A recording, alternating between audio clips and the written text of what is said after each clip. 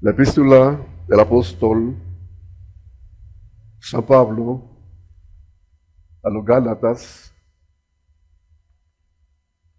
en su capítulo 1.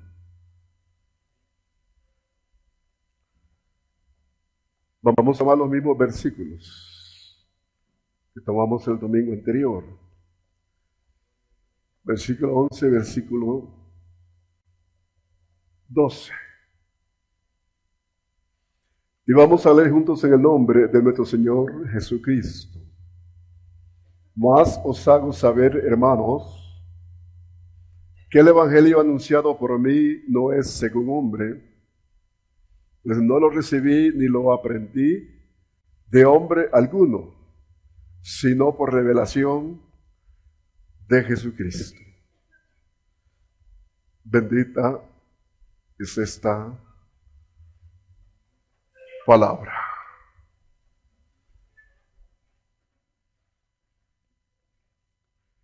El apóstol Pablo, lleno de la gloria de Dios, que es el Espíritu Santo, escribió bajo revelación, bajo una definición. Y nosotros tenemos esta palabra definida. Tenemos esta palabra llena de gracia, llena de amor. Y vamos a buscarla constantemente para poder conocer nuestro llamamiento, los misterios, seguir adelante y como meta final el cielo. El tema del mensaje: la palabra me instruye y define mi corazón en Dios. El domingo anterior explicaba la posición del apóstol Pablo en cuanto a la revelación que recibió. Decía que fue instruido a los pies de Gamaliel, un rabino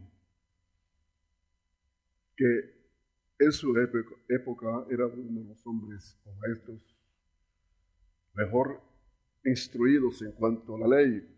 También decía que Pablo fue instruido por la gracia, o dentro de la gracia de Dios. Y fue nuestro Señor Jesucristo quien le instruyó. Por eso que los versículos que tomamos dice que Él no recibió de hombre alguno ninguna revelación. Nosotros en este siglo debemos de buscar lo que el apóstol Pablo escribió dentro del oculto, dentro del misterio. En su época, en otro mensaje lo dije también, que esto ya está revelado. A nosotros nos interesa introducirnos a buscar estos misterios. Yo quiero ver el libro de Efesios, esta epístola, en su capítulo 3, versículo 3 y versículo 4. Dice que por revelación me fue declarado el misterio como antes lo he escrito brevemente. Leyendo lo cual podéis entender cuál sea mi conocimiento en el misterio de Cristo.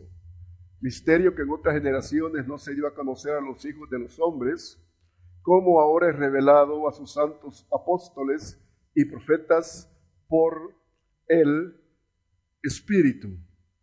Es una palabra muy clara, es una palabra que la podemos entender.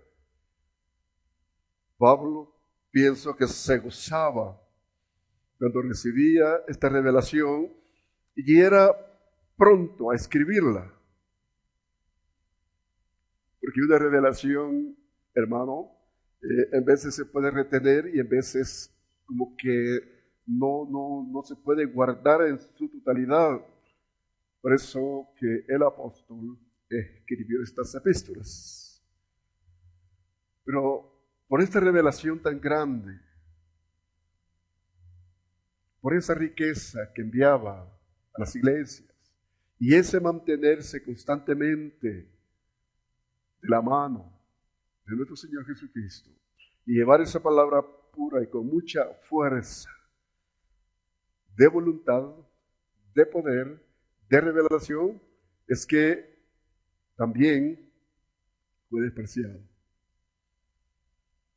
Hablé un poco, domingo pasado, fue despreciado porque él llevaba esa palabra a las naciones. No lo querían. Siempre le ponían circunstancias, situaciones, problemas, como dije, topes, porque el evangelio se extendía.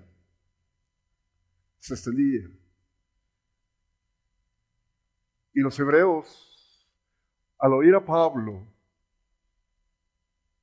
que llevaba el misterio claro, pero dentro de la misma línea hebrea, que esto ellos no lo entendían, pues se levantaban. Pablo habló sobre la circuncisión, pero no como fue enseñado en la antigüedad. Este fue uno de los problemas. Yo quiero que busque Génesis para que vayamos orientándonos en el tema. Génesis, su capítulo 17, versículo 10 y 11 dice: Este es mi pacto que guardaré entre mí y vosotros y tu descendencia después de ti. Serán circuncidados todo varón de entre vosotros, y circuncidaréis pues la carne de vuestro prepucio, y será por señal del pacto entre mí y vosotros. Pablo sabía perfectamente que en el corazón había problema, porque ahí sale todo lo que ofende a Dios, según Marcos 7:21. De ahí salen muchas cosas que ofenden a Dios. Por eso Pablo enseñó que deberías de circuncidarse el corazón. Luego también hubo un cambio. Ustedes saben que en Israel hay una parte ritual. Llevaban al tabernáculo, llevaban ciertos animales. Estos los presentaban como holocausto. De ahí venía el sacrificio, la ofrenda, la expiación, según el rito mosaico. Y esto Pablo también dijo que había terminado. Era un problema para los hebreos. Y quiero que busque Efesios. Efesios, su capítulo 2, versículo 11 al versículo 19.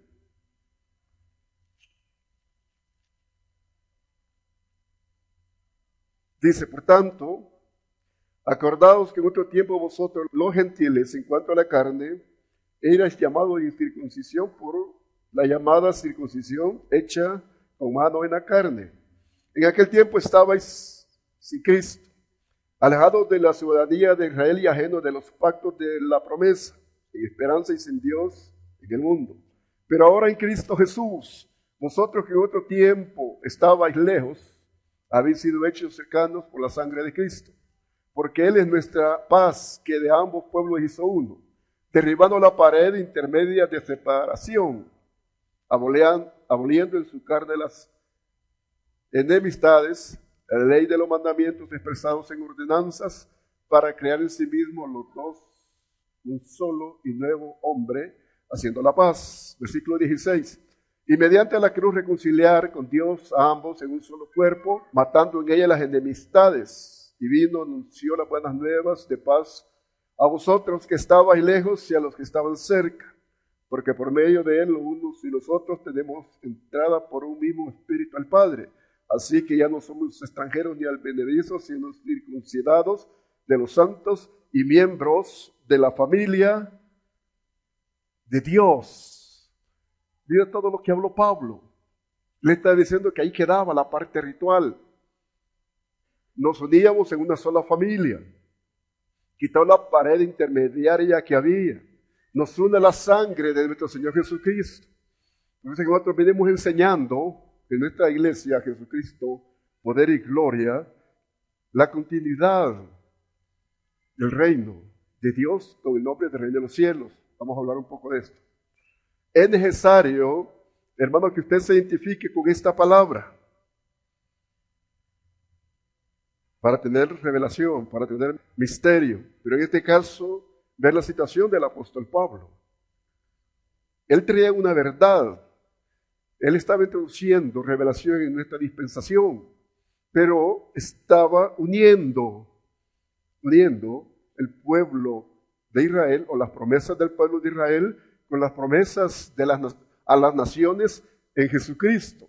Y estos son los misterios que los ministros debemos de enseñar al pueblo de Dios para que nosotros entendamos que la parte ritual que fue quitada, la cumplió nuestro Señor Jesucristo.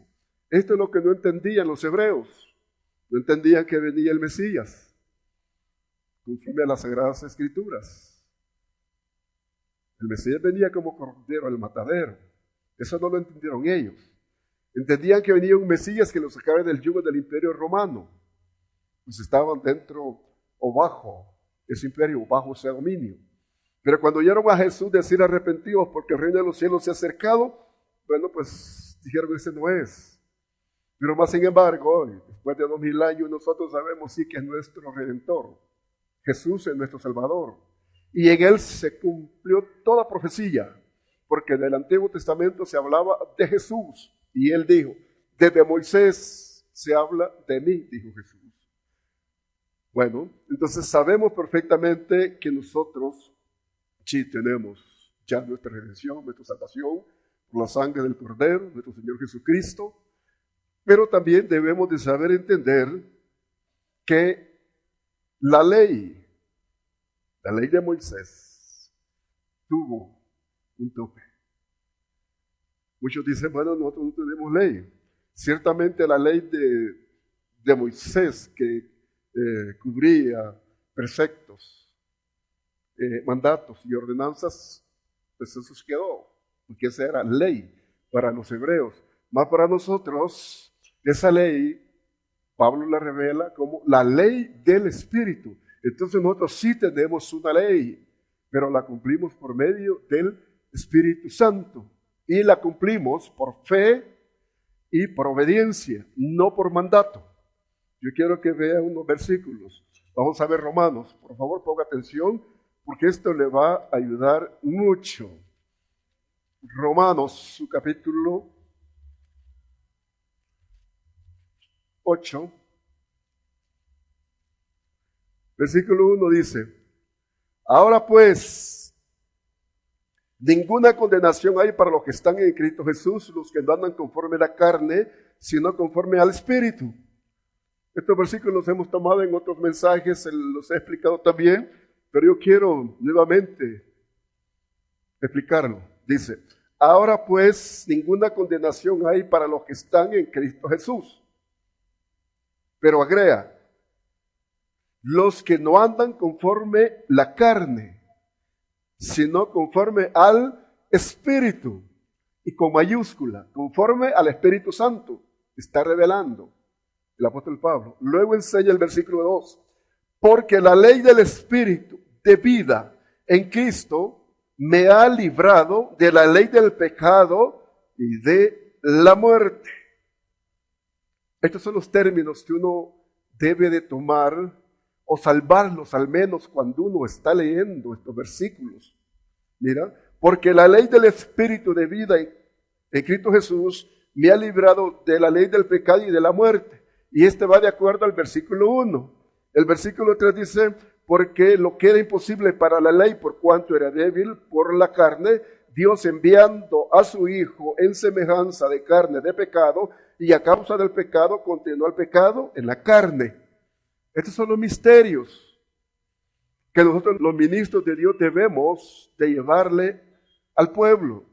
Porque si no, estamos enseñando mal. Yo no le puedo decir a usted, hermano, usted no tiene ley. Sí tenemos la ley del Espíritu. Jesucristo dijo que Él no venía a prorrogar la ley, sino a cumplirla. Él cumplió la ley del Antiguo Testamento porque nació bajo la ley. Pero más sin embargo, dentro de su llamamiento, fue ungido en el río Jordán por el Espíritu Santo para cumplir su ministerio. Y luego por la unción del Espíritu Santo, como Jesús, el Hijo del Hombre, tenía que pasar un proceso y necesitaba el Espíritu Santo. Entonces Pablo entendió perfectamente esto.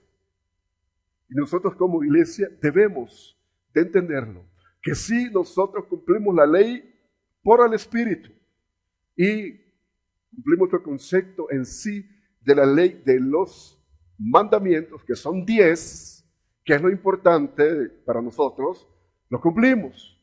Pero en veces se dice, no, hermanos, que no tenemos ley, se encierran estatutos, ordenanzas, y se encierran aún los mismos 10 mandamientos. Entonces la palabra es como que se está enfrentando.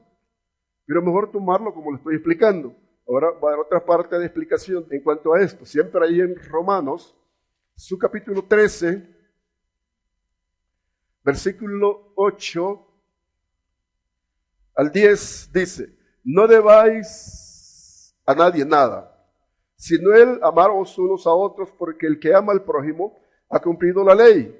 Porque no adulterarás, no matarás, no hurtarás, no dirás falso testimonio, no codiciarás, y cualquier otro mandamiento en esta sentencia se resume: amarás a tu prójimo como a ti mismo.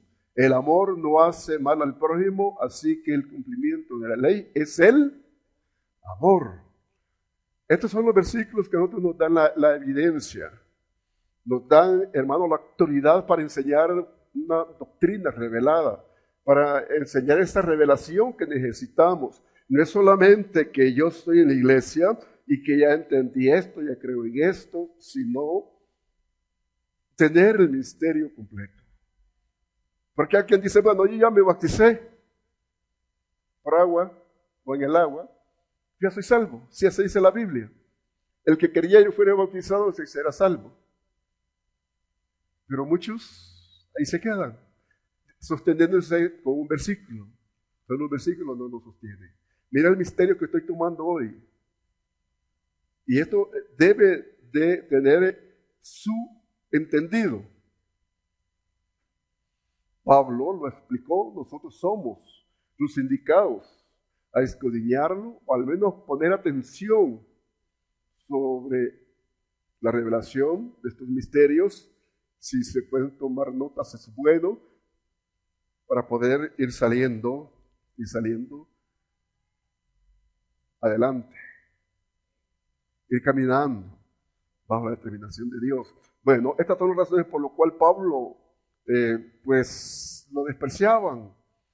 Hasta hoy, si usted, hermano, se mete a ver en la internet a Pablo, pues, cómo lo tratan, cómo lo miran los hebreos, no lo quieren, ni quieren a Jesús. Y esto muy poca gente lo sabe a nivel mundial, en las iglesias.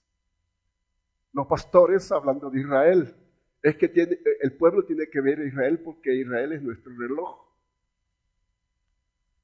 ¿Qué está pasando en Israel? Guerras. ¿Está esperando Israel su Mesías? No, lo está esperando. A nuestro Mesías no lo está esperando Israel. Él espera a otro Mesías. Esto lo hemos explicado en otros mensajes. Bueno, sigamos adelante. Pablo fue acusado de encabezar una secta de los nazarenos. Tuvieron que acusarlo, señalarlo, lo encarcelaron, hasta lo desterraron. Bueno, él pidió irse para Roma. Yo quiero leer un versículo, busca Hechos de los Apóstoles. Hechos de los Apóstoles, su capítulo 24, versículo 5. Porque hemos hallado que este hombre es una plaga y promotor de sediciones entre todos los judíos por todo el mundo y cabecilla de la secta de los nazarenos. Se decía que encabezaba una secta, que era un líder falso. Y por eso fue que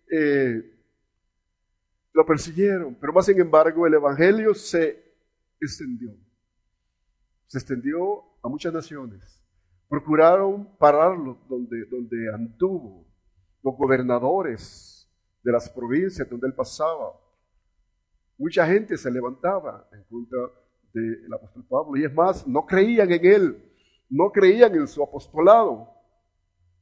Pero mira, después de 2000 años, es el hombre más grande en las Sagradas Escrituras en cuanto a la gracia que ha revelado, que ha escrito y que ha enriquecido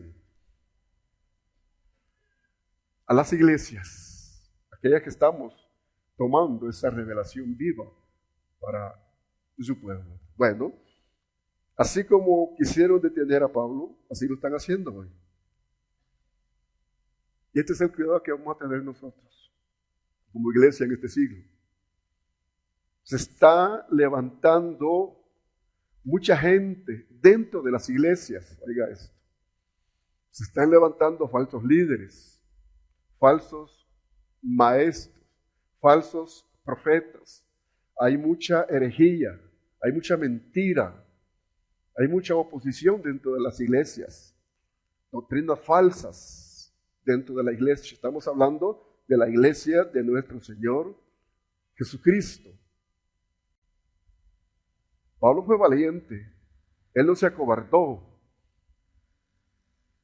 Ya dije, él persiguieron, mira todo lo que le hicieron, pero él no se acobardó, él habló la verdad de Jesucristo.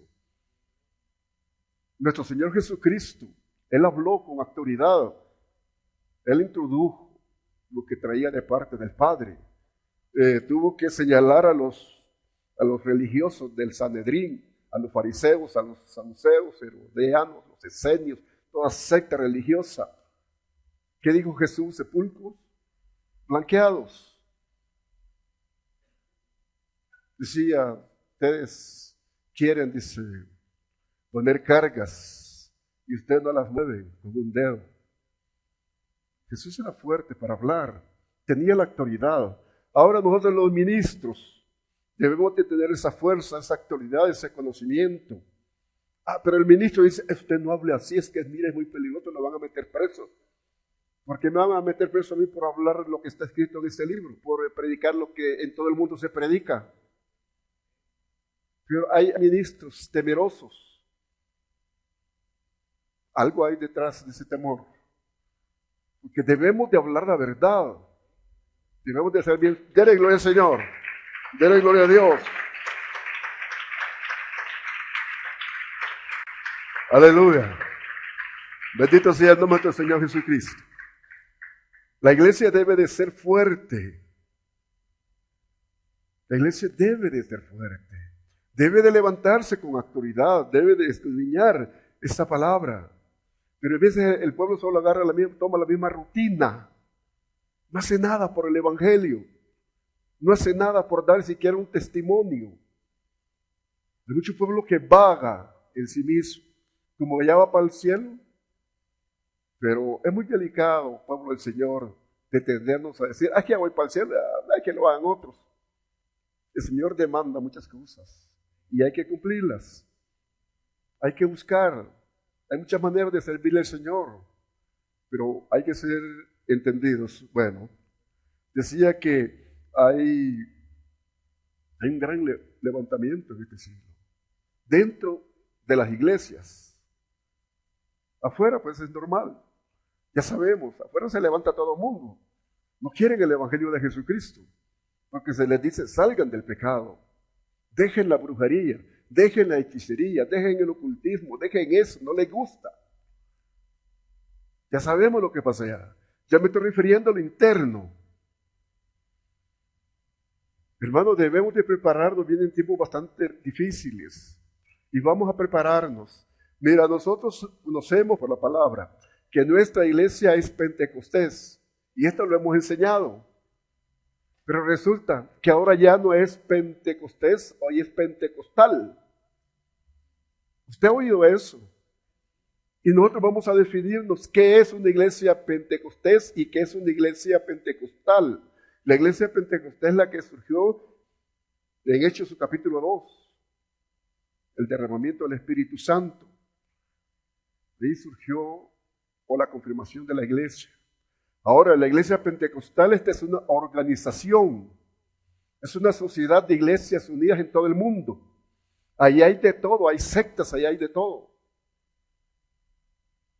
Se agrupan con el nombre, ya no es pentecostés, no que es pentecostal. Y esto también la gente o mucho pueblo no lo sabe. Poco a poco les voy a ir explicando esto. para que usted esté enterado, para cuando oiga un movimiento y diga, es que nosotros somos pentecostal.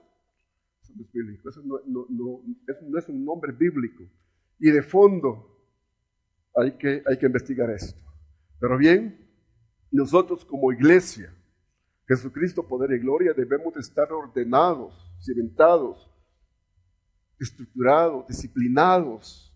Debemos de tener ese amor para Jesús, ese amor para la iglesia, ese amor para los ministros, ese amor para que se extienda el ministerio. Yo he dicho que somos diferentes a muchas iglesias. Estamos, hermanos, estructurando nuestra doctrina. Nosotros no vamos copiándole a nadie. Nosotros tenemos 66 libros en donde llevamos nuestras doctrinas. Y el centro es Jesús. El centro es Jesucristo.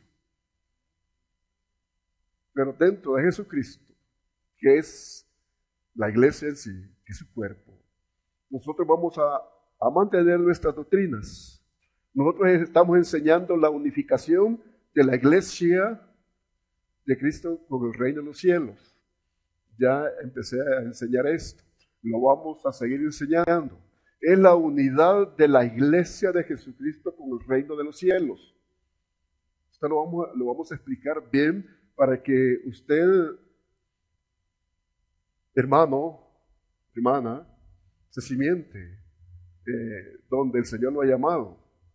Nosotros sabemos que nuestro Señor llamó a Pablo, lo instruyó, le dio revelación, y hay un versículo central, lo tomo yo.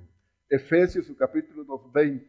Pablo dice que nuestra doctrina es según los profetas y los apóstoles, teniendo a nuestro Señor Jesucristo como la piedra angular. Y si ustedes miran de fondo nuestro contexto, nuestras doctrinas, ustedes saben de que llevamos una iglesia apostólica. Los que se han introducido a la página web conocen, saben, han leído la introducción, pero es necesario conocer esto.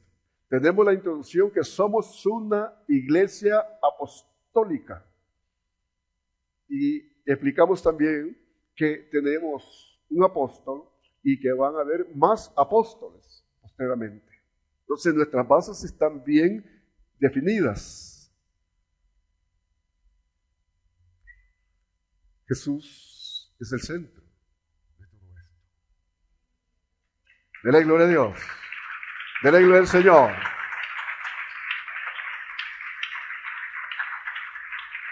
Aleluya.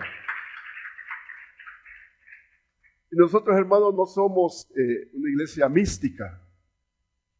Nosotros somos libres. Nosotros somos libres. No somos una iglesia que estamos en los extremos. Nosotros vamos con esa libertad del Señor, porque a veces la iglesia o el siervo es muy místico. Y a veces no puede separar lo divino con lo humano, pero surge esto. Bueno, entonces, hermano, es necesario que nosotros nos esforcemos para llevar el Evangelio de nuestro Señor Jesucristo conforme está escrito. Pablo, oiga esto, Pablo marcó la diferencia en su época, marcó la diferencia. Pablo introdujo reformas. Lo que hablé, Pablo lo introdujo como ciertas reformas al Evangelio. Esas reformas debemos nosotros de continuarlas y hacer la diferencia nosotros como iglesia. Debemos de marcar nuestra iglesia Jesucristo, poder y gloria, con lo que marcó el apóstol Pablo. Pero si nosotros no vamos dentro de estos contextos, vamos a ser hombres religiosos, a veces hasta fanáticos. Debemos de ser, hermanos, hombres y mujeres bien definidos, como el canto. Bien definidos. para alcanzar lo que es nuestro. Dios tiene mucho para ti, pueblo del Señor. Tiene mucho para ti en lo espiritual y en lo secular. Busquemos. Yo tengo un gran compromiso. Tengo un gran compromiso. El Señor me llamó hace 32 años. Me ha dado a conocer muchas cosas, doctrinas, revelaciones, predicciones. Yo debo de llevárselas a usted. Pero juntos tiene que ser esto. No solamente el apóstol y 4 o 5 pastores. Tiene que ser toda la iglesia la que está involucrada. Dele gloria al Señor. Dele gloria a Dios. Los jóvenes, las señoritas, tienen que involucrarse. Tienen que involucrarse en el Señor para llevar adelante la iglesia de Dios Jesucristo, poder y gloria, dentro de una unificación, dentro de una unión. Nosotros somos la continuidad del Israel espiritual. Somos un reino espiritual que se literaliza viendo la iglesia, el cuerpo de Cristo con nombre. Esto lo he explicado varias veces. Y vamos a ir marcando quiénes somos. Para no, hermano, estar siguiendo doctrinas sectarias, sino tener la revelación de acuerdo a las Sagradas Escrituras. Y desde allá pues yo voy a ir introduciéndole a su corazón pues nuestro pensamiento, nuestra revelación, nuestra doctrina, qué es lo que nosotros tomamos por fe para instruirnos y qué es lo que no tomamos, no de la Biblia, sino lo que se está moviendo en este siglo. Por ejemplo, nosotros no compartimos con la doctrina del rapto. Esto no es bíblico. El rapto no es bíblico, pero más sin embargo es una doctrina. Es una doctrina que está, hermano, casi en todas las iglesias de todo el mundo, en los institutos, seminarios, pero no marca una verdad esta doctrina. Nuestro Señor Jesucristo habla de arrebatamiento. Y dentro del arrebatamiento vemos nosotros lo que va a ser la transformación y la resurrección en segundos. No hay ninguna separación. Entonces nosotros no creemos en el rapto porque su origen es sectario. Desde la Reforma conocemos nosotros a un jesuita llamado Rivera. Él empezó a introducir este concepto. Luego Manuel Lucanza escribió un libro que se llama La majestuosidad venida de Jesucristo. Y también habló del rapto. Hubieron otros hombres en Inglaterra, como también otros hombres en Estados Unidos, que se unieron a este concepto y luego fue popularizado en la Biblia Scofield. Al pie de la Biblia Scofield usted encuentra esta doctrina del rapto. Pero eso no es completamente revelación de Dios, sino es un agregado. Entonces nosotros no creemos en el rapto. Ustedes nunca me han oído hablar de esta doctrina. Al contrario, he ido explicando que eso no es bíblico. Los estudiantes esto lo tienen muy completo. Hay un estudiante que diga que se acuerda un poco de la teoría del rapto, que no es bíblico. Sí, esto lo hemos enviado y lo hemos enseñado también en el altar. Luego no compartimos con un reino mesiánico universal en el milenio. Nosotros no creemos que Jesús va a venir a reinar en la tierra. Nosotros no participamos en que en el milenio Jesús va a reinar en Israel y va a reinar a todo el mundo. Bíblicamente Jesús viene a las nubes únicamente. Y esta es la doctrina del apóstol Pablo. Jesús también dijo que venía, del capítulo 24, a recoger a los escogidos de extremo a extremo, y era como el rayo y los levantaba para el cielo. Entonces, hermanos, nosotros no creemos en esta doctrina porque es falsa, es una doctrina de mezclas sectarias. No creemos en esto. Así que yo quiero ir introduciendo poco a poco nuestra doctrina, Jesucristo, poder, gloria, para que usted se identifique y específicamente los líderes. No compartimos también con los retiros. ¿Por qué no compartimos con los retiros? Porque esto tampoco es bíblico. Por ahí se levantó allá un movimiento carismático en Colombia. Se levantó este movimiento de ahí y se extendió a todos Sudamérica, Centroamérica. Y esto es un negocio. Por eso es que no compartimos nosotros los retiros. Siempre nos han dicho, ¿por qué ustedes no van a hacer estos retiros? Yo he dicho que esto no es bíblico. Entonces nosotros no lo hacemos, no compartimos. Luego, también no creemos en la doctrina de la prosperidad. Esta es una doctrina humana. Esto quieren hacer pactar al hombre con Dios, cuanto que esta parte ni aún es bíblico. Yo ya le enseñé. El hombre no puede pactar directamente con Dios. ¿Quién es el hombre para pactar con Dios? Yo di un mensaje sobre esto. Nosotros vamos a pactar entre nosotros o con la iglesia.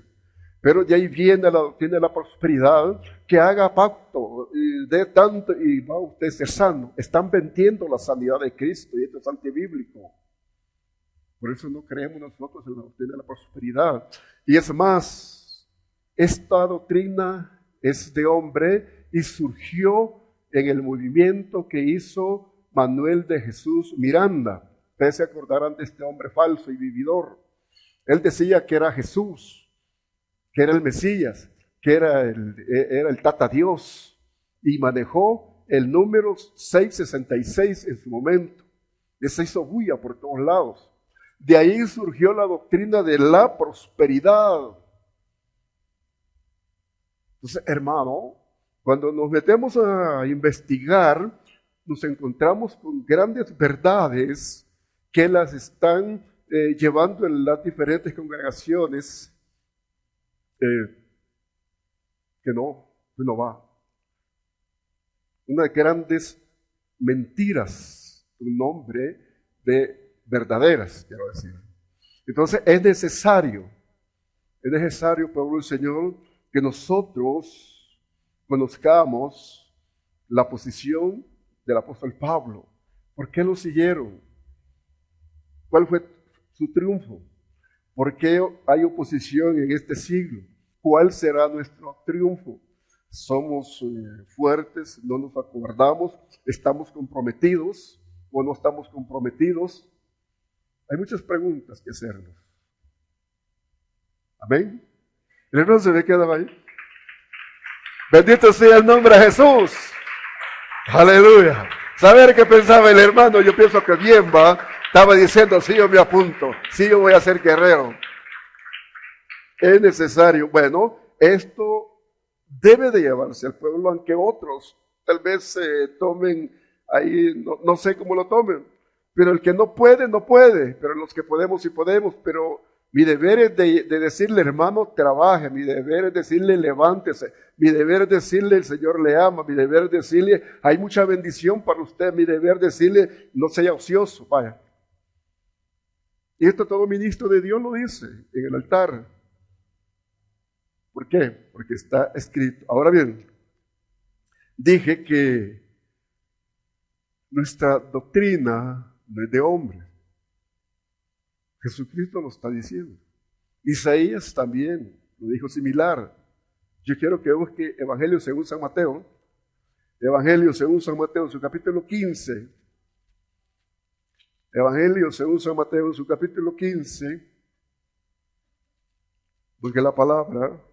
Y vamos a ver versículos 7 y 9. Dice: Hipócritas, bien profetizó de vosotros Isaías cuando dijo: Este pueblo de labios me honra, mas su corazón está lejos de mí, pues en vano me honran, enseñando como doctrinas y mandamientos de hombres.